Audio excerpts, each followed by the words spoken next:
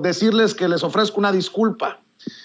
No estaba necesariamente contemplada la entrevista con Ricardo Ravelo, que nos ha ocupado gran parte del programa, y les agradezco que siempre sean tan considerados, tan generosos, con Sin Censura. Ya están listos para entrarle a la mesa de diálogo los amigos Ramiro Padilla Tondo, el sensei Ramiro Padilla Tondo, escritor, analista político y colaborador de la familia Sin Censura. Hola, ¿qué tal? Buenas tardes. ¿Cómo estás, mi querido Vicente? Aquí, ya listo para entrarle a los chingadazos, como siempre.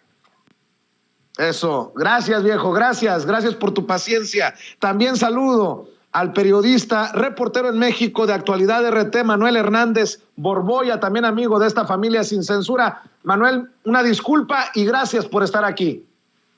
Hola, ¿qué tal, Vicente? ¿Cómo estás? Un saludo para ti, también para Ramiro, que nos acompaña ahora en esta mesa, y para toda la audiencia.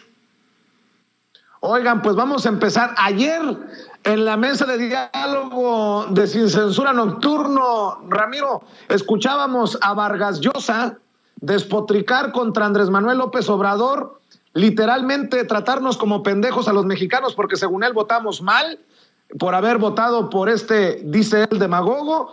Pide un monumento para Ernesto Zedillo, y hoy el presidente se pitorrea. Pues en eso ha quedado Vargas Llosa. Ahora sí que valió Llosa, don Vargas, porque dice el presidente que durmió requete bien al escuchar el berrinche de Vargas Llosa. Ramiro, el presidente, insisto, provocador profesional número 1 de México. El asunto es no solo Vargas Llosa, mi querido Vicente. Saludos, Manuel. Gusto verte de nuevo, coincidir. El asunto no es necesariamente que Vargas Llosa esté o no esté equivocado. Se habla de decadencia. Lo decíamos ayer en la mesa de diálogo. ¿Cuándo es suficiente para que un escritor se retire?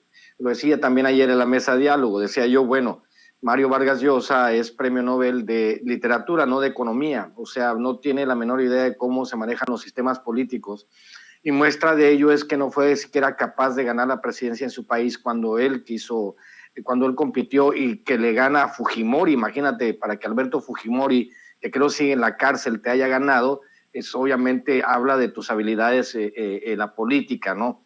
Pero también hay otra cosa que es bien importante, y esta cosa es que, este asunto que tiene que ver con la filosofía, es ¿qué es la realidad? Hay que preguntarnos qué es la realidad. Cuando uno se pregunta qué es la realidad, nos damos cuenta que no solamente Vargas Llosa, sino en general la derecha a nivel mundial padecen de falta de realidad, no entienden hacia dónde se dirigen los tiempos. Hablábamos de Francis Fukuyama, hablábamos de Samuel Huntington, hablábamos de todos ellos, ¿no? Personajes que no han entendido que la historia no es lineal. La historia es como la cumbia, ¿no? Un pasito para adelante y un pasito para atrás, pero con ganas. O sea, básicamente hay una circunstancia en la cual no entendemos que los humanos no caminamos hacia el futuro de una manera lineal. Se podría decir que hay dos circunstancias distintas en esto. Está la circunstancia del progreso tecnológico, que no es la misma que el progreso social. Seguimos siendo analfabetas funcionales con aparatos tecnológicos avanzados. Eso es básicamente lo que sucede. Entonces, en el caso de Vargas Llosa, él ha perdido el toque. La piedra de toques precisamente se llamaba su columna que circulaba por muchos países, piedra de toque. Pues han perdido el toque. Vargas Llosa no ha entendido que, de hecho, hay muchos intelectuales que hacen un análisis, como dice el Sevilla, abracadabresco, ¿no? Adacadabrante, que piensan que esta circunstancia en el mundo tiene que ajustarse a sus necesidades. Así no funciona. Una cosa es la realidad y otra cosa es la realidad real. La realidad que viven los intelectuales de derecha en el mundo es una realidad que está totalmente disociada de lo que está sucediendo, y la otra realidad es lo que vemos nosotros en el día a día en nuestros países.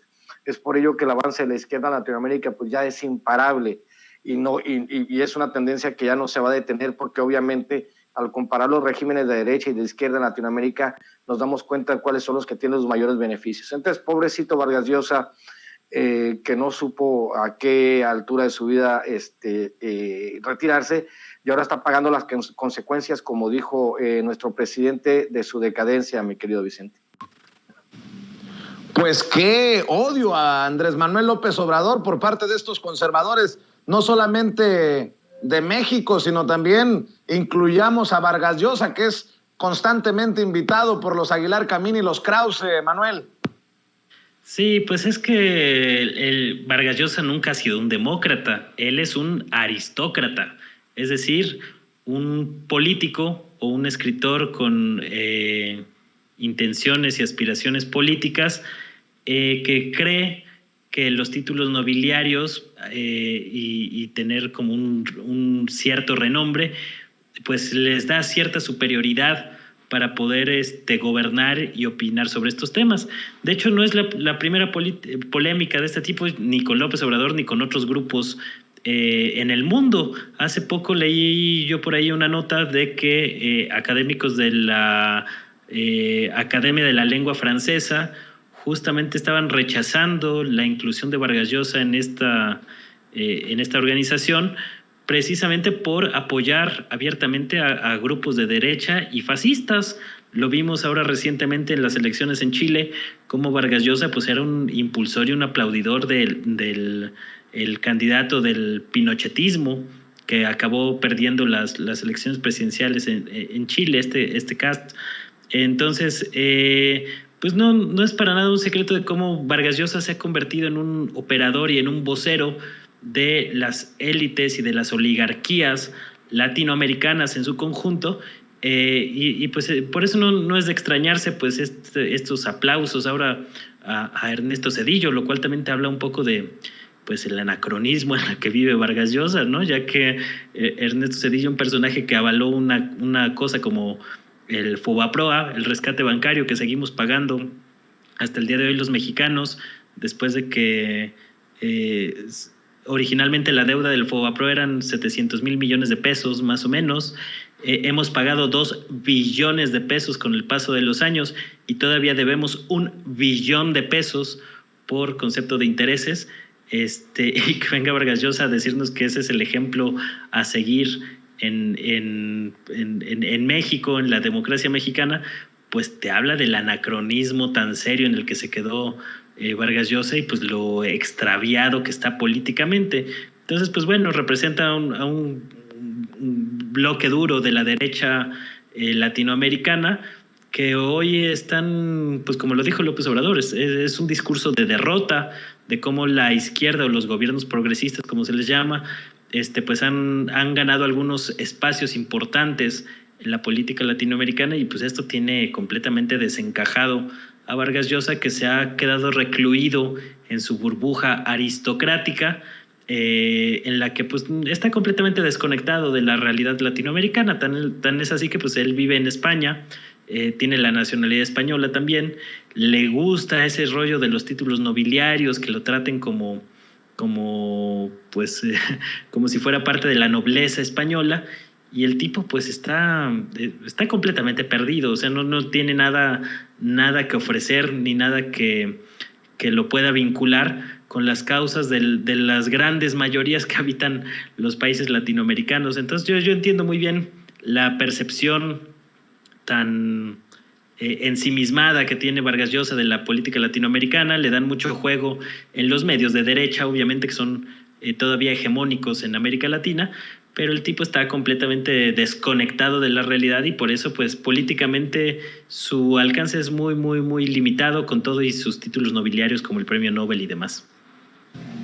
Por cierto, por los Vargas Llosa del PAN, porque habrá más de uno, y eso se los puedo firmar, que piensa como Vargas Llosa. Por los Vargas Llosa del PAN es que no puedo estar del todo de acuerdo con el presidente Andrés Manuel López Obrador, que dice que no solo el PRI, que también el PAN puede votar a favor de la reforma eléctrica. Híjole, ahí sí que le voy a cantar la de José José al presidente, pero lo dudo, mi querido Ramiro, lo dudo. Voy a citar un incidente que está en las memorias de Jorge Luis Borges. Cuenta la historia que un joven Vargas Llosa fue a visitar a Jorge Luis Borges a Buenos Aires y Vargas Llosa se sorprendió de la manera en que vivía Jorge Luis Borges. Él esperaba que Borges viviera en un castillo. Cuando se va y empiezas a preguntarle cosas, ¿no? Vargas Llosa, Jorge Luis Borges, cuando se va a Vargas Llosa le pregunta a la señora que le ayudaba a Borges que quién era. Y Borges le dice a su trabajadora ese, no sé, este que vino más que escritor parece asesor de bienes raíces, porque le sorprendía mucho, fíjate, de joven, ¿no? Le sorprendía mucho el asunto de que viviera de manera tan humilde Borges, cuando él siempre tuvo la idea de que todo el éxito tenía que estar atado a las cosas materiales. Ahora, con respecto a lo del PAN, obviamente es un voto de conciencia. Esto pareciese que interpretarlo en código binario, pero es ya ahorita, ¿estás a favor o estás en contra del pueblo de México? Y básicamente el presidente lo ha reducido a eso, ¿no? Decir, a ver, señores panistas, hay panistas buenos, yo dudo, ¿no? Dudo. De hecho, en una entrevista en Querétaro me preguntaban qué opinaba del panismo y yo dije que el panismo es una enfermedad curable que se cura leyendo. Obviamente las personas, los panistas de viejo cuño, los panistas que creen por una patria ordenada y generosa y una vida mejor y más justa para todos los mexicanos, deberían sin lugar a dudas dejarse de efectos partidistas y votar a favor de la reforma eléctrica y compensar un poco el daño que le hicieron a la sociedad mexicana al convertirse más que nada en voceros de las transnacionales. Es lo que querían de hacer los panistas si realmente tuviesen algo de vergüenza. Desde aquí, de corazón se los digo, señores panistas, eviten seguir desapareciendo porque esta elección de este próximo año, 2022, les viene durísima. Nomás tienen un bastión, Aguascalientes, los demás los van a perder por paliza. Ahora, si quieren recuperar algo de poder político, deberían, sin lugar a dudas, votar a favor de la reforma eléctrica. Una cosa es la oposición política, que es una oposición mal construida, pésimamente cimentada, que no ha hecho mea culpa. Y la otra es ir contra los intereses de los mexicanos. Si los panistas fuesen inteligentes, dirían, señor presidente, señores de Morena, señores de la Cámara de Diputados, senadores, nosotros vamos a votar con nuestra conciencia, porque a final de cuentas para eso se les eligió, no para hacer un bloque que se oponga a todo lo que haga el presidente, sino para legislar a favor del interés de los mexicanos, que eso sería básicamente lo que hace un diputado, aún en contra de los intereses del partido. Entonces están con su cita en la historia, tanto priistas como panistas. A los perredistas no los menciono porque, como te digo, yo reúno más piojos en la pelona que militantes del PRD, pero priistas y panistas deben de entender que están ante una encrucijada en la historia y que si no votan a favor de la reforma energética, si de por sí han sido vapuleados en las elecciones, pues están con riesgo de perder el registro en varios estados si no lo hacen, mi querido Vicente.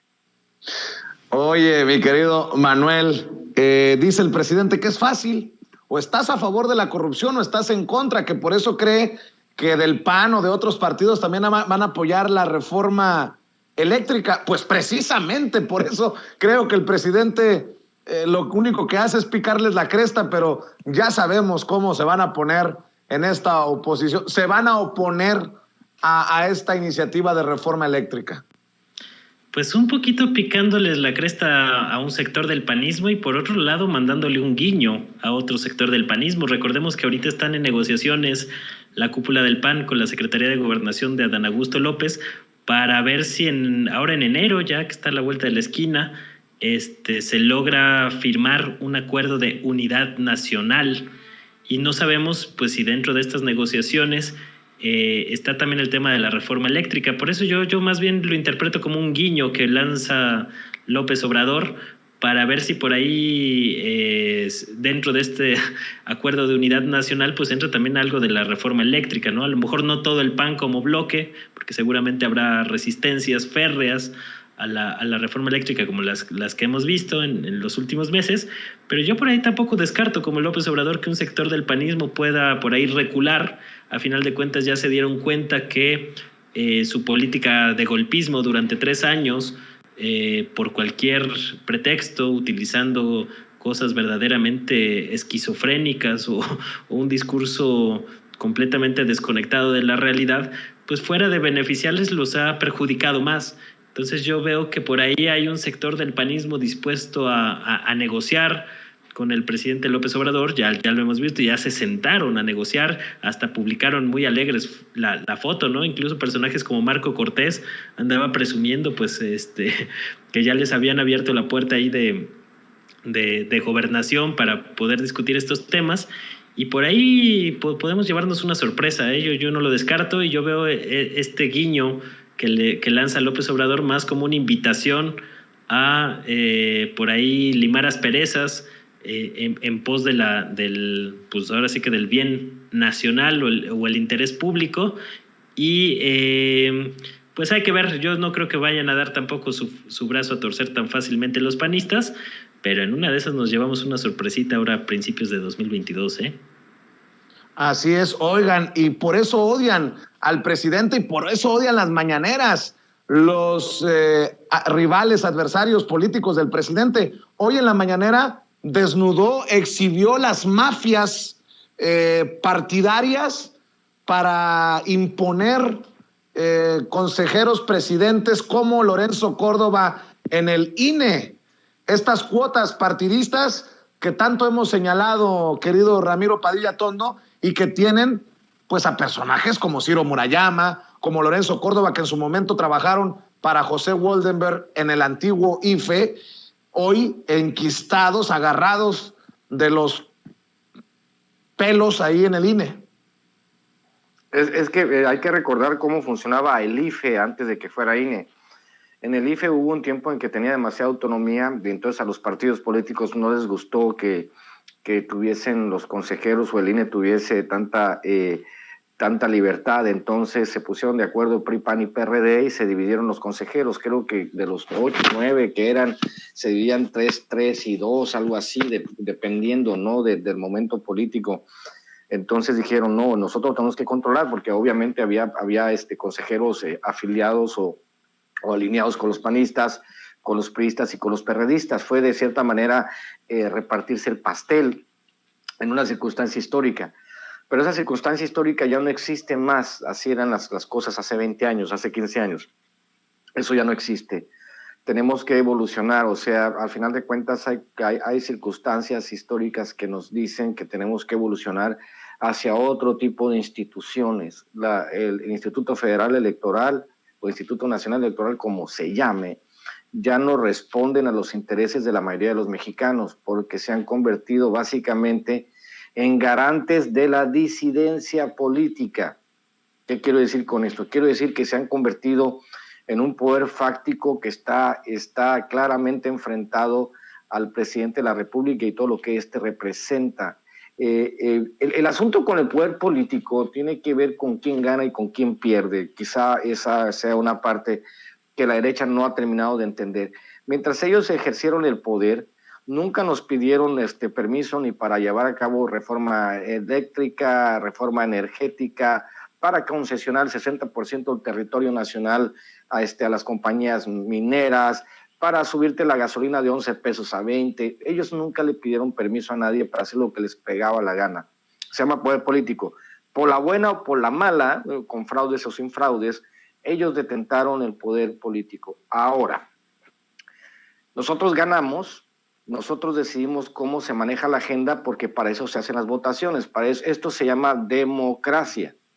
Demoskratos, o como ya la etimología griega la vamos a dejar de lado, pero vamos a entender que básicamente el que gana pone la agenda y el que gana toma decisiones. Como siempre lo digo, en este país a la derecha le interesaría, a los medios de comunicación les interesaría que el presidente fuese una piñata, pegarle sin que él conteste, y a los cuates, a los empresarios y políticos de derecha les gustaría que el presidente fuese un florero, que estuviese ahí nada más como figura decorativa.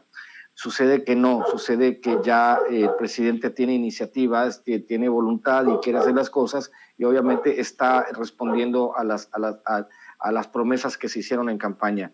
En ese sentido, el INE debería de reformarse, cambiar a todos los consejeros, que no sean consejeros partidistas, sino que sean emanados digamos, no sé, de las universidades, personas preparadas que no tengan afiliación partidista y que ejecuten lo que se tiene que ejecutar con respecto a la validación de las elecciones. Nada más, mi querido Vicente. Lo demás es pura palabrería y sabemos que Ciro Murayama y Lorenzo Córdoba han cobrado excesivo protagonismo, que son el único instituto electoral en el mundo que se la pasa peleando con el gobierno, que esa es una circunstancia también inédita y que en los anales de la historia va a pasar, ¿no? El día que el Instituto Nacional Electoral se convirtió en un partido político de oposición. No sé de qué otra manera calificarlo, mi querido Vicente. Fíjate, Ramiro, fíjate, Manuel, que ahora que escucho al presidente exhibir al INE, a Lorenzo Córdoba y a todos estos, se me viene siempre a la mente este trabajo que hicieron magistral en Sin Línea MX de comparar las declaraciones y la visión de Arnaldo Córdoba, el papá, y de las declaraciones del hijo, Lorenzo Córdoba, en un diálogo con López Obrador, hablando de democracia participativa, de referéndums, de consultas populares, y Lorenzo Córdoba abiertamente con Carlos Loret de Mola en contra de esta democracia participativa del pueblo. Mi querido Manuel, te escucho. Sí, a mí me pareció interesante varias cosas que dijo hoy López Obrador. Dejó por ahí en claro pues que él nunca vio con buenos ojos a Lorenzo Córdoba. Recordemos que en un principio Lorenzo Córdoba, cuando todavía era el IFE, que asumió el cargo por ahí un poquito antes de 2012, si no mal recuerdo, fue de los que todavía eran una de las voces ahí medianamente críticas, se opuso al Monexgate, él fue de los que promovía una apertura de estos temas, pero posteriormente pues fue como el candidato de unidad del Pacto por México para quedarse al frente del INE. Fue principalmente impulsado por el PRD, pero fue visto con buenos ojos también por el PRI, sobre todo el PRI de Peña Nieto, que no es poca cosa, y por eso se quedó al frente de este armatroste que crearon en el Pacto por México, que pasó del IFE al Instituto Nacional Electoral con una serie de responsabilidades que le fueron aumentando al INE, que hoy tiene una burocracia muy onerosa, muy costosa y muy poco eficiente, y lo vemos por ejemplo en el tema de la fiscalización, donde son pues eso y nada es prácticamente lo mismo, porque realmente los grandes temas que ha habido donde se ha puesto a prueba la fiscalización en el INE, me acuerdo por ejemplo de la campaña a la gubernatura del Estado de México, a la gubernatura más reciente de Samuel García, donde vimos una inyección importante de recursos, pues ha pasado completamente de noche esta área de fiscalización, que nos cuesta muchísimo dinero dentro de esta lógica, ¿no? Y como bien lo comentas, pues muchas veces las segundas partes no resultan igual que la original. En el caso de Lorenzo Córdoba con la visión política que tenía su padre Arnaldo, que pues son distintas. Digamos que Lorenzo Córdoba es un personaje que ha ocupado espacios de privilegio, pues tanto como investigador en la UNAM, en el Instituto de Jurídicas, que yo creo que pues eso explica mucho muchas veces el origen de los personajes, pues te explica cómo va a ser su funcionamiento en cargos públicos, ¿no? Y creo que dentro de todo, pues Lorenzo Córdoba ha sido relativamente coherente con su origen, con el ser parte de esta élite académica y que está actuando en consecuencia dentro del Instituto Nacional Electoral, ¿no? O sea, está funcionando como un operador de las élites, de grupos políticos, de grupos de poder, y eso se ha notado a lo largo de su gestión. Por ahí López Obrador comentó de que él se había levantado de la mesa de negociación. Ya no me quedó del todo claro esa parte, de en qué parte se levantó de la mesa, como dijo López Obrador, cuando estaba el reparto de cuotas entre consejeros del Instituto Federal Electoral y posteriormente el Instituto Nacional Electoral, porque a final de cuentas Morena no fue partido político hasta 2015, entonces yo me perdí ahí un poco y no me quedó del todo claro a qué se refería López Obrador, y luego pues les puso una tunda también a Ciro Murayama de cómo se atrevía a hablar de neutralidad y cómo denostaba él mismo su cargo, poniéndose a escribir y hablar sobre el populismo, siendo consejero electoral, que pues fue una de las cosas que yo también más critiqué a lo largo de todo el 2021, como tanto Ciro Murayama como Lorenzo Córdoba pues traían campaña en contra del populismo, refriteando mucho del discurso que ya estábamos criticando de Vargas Llosa y de la derecha latinoamericana. Era el discurso de Krause. O sea, te das cuenta que tú estabas oyendo a dos voceros de Krause dentro del Instituto Electoral, que bueno, si fueran políticos de un partido político, pues a lo mejor no sería tan llamativa esa situación, pero que sean esos los árbitros electorales teniendo campaña en contra del populismo cuando se le ha señalado al presidente López Obrador en reiteradas ocasiones de ser populista por parte de estos grupos de derecha, pues te habla de lo manoseado políticamente que está el Instituto Nacional Electoral. Y creo que la parte más interesante de todo lo que dijo hoy López Obrador fue que ya dijo de manera muy clara y ahí un poco forzado, porque como que no le quiso entrar mucho al tema, fue que reconoció a raíz de la pregunta de un reportero que sí iba a haber una reforma política en 2022.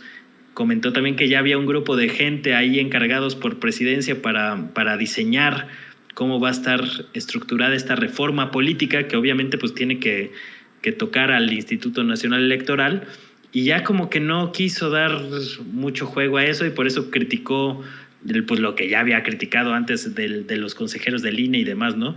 Pero me parece muy interesante este asunto de que sí, efectivamente, como muchos llegamos a prever en las últimas semanas, se viene una reforma política para 2022, ya la anunció el presidente López Obrador, y ahora hay que ver en qué términos, que es algo que no nos queda del todo claro, pero imagino que en los meses siguientes se irá dilucidando poco a poco este asunto. Así es, mi querido Manuel Hernández Borbolla, siempre agradecido contigo, siempre un honor que estés en estas mesas de diálogo. ¿Por qué no cerramos invitando a la gente para que te siga en redes sociales, en donde andas muy activo, Manuel? Pues muchas gracias, al contrario, gracias a ti, a tus colaboradores y a tu audiencia por abrirme las puertas de este espacio tan importante en estos tiempos donde se respira una nueva libertad de expresión. Afortunadamente se han abierto varios espacios en redes donde uno pueda opinar de estos temas, porque sabemos que los medios corporativos están completamente ensimismados en su mundito y en su régimen neoliberal que tanto añoran y que se les cayó a pedazos y que todavía no se reponen de esa situación. Pero bueno, para la gente que le interese, pues ahí lo que uno llega a comentar o los análisis que uno llega a hacer, pueden seguirme la pista en Twitter, @ManuelH Borbolla, ahí estoy como de lleno, de tiempo completo, también en el Facebook y en YouTube con mi nombre completo, Manuel Hernández Borbolla. Por ahí pueden echarle un ojo a lo que estamos ahí publicando y los temas que estamos comentando de vez en cuando. Que ahorita, por ejemplo, pues estamos un poco ahí dándole a la campañita que traen otra vez los que quieren vacunar niños contra COVID y demás, que pues es más un asunto con fines políticos que algo que tenga que ver con temas de salud, y pues ahí andamos dando la batalla. Mi querido Manuel Hernández Borbolla, te agradezco y te ofrezco nuevamente una disculpa por la espera. Lo mismo a ti, querido Ramiro Padilla Tondo, ¿en dónde te apoya la gente? Andas con todo, con tu libro. Oh, mi querido Vicente, sí, quiero mandarle un saludo a Mario Pérez Vargas y decirles que sí, ponte a hacer ejercicio para que no te vayan a confundir con Gibran, cabrón, está diciendo ahí en el chat. Bueno, ya saben, estoy promocionando mi libro de microficciones que se llama Maradot.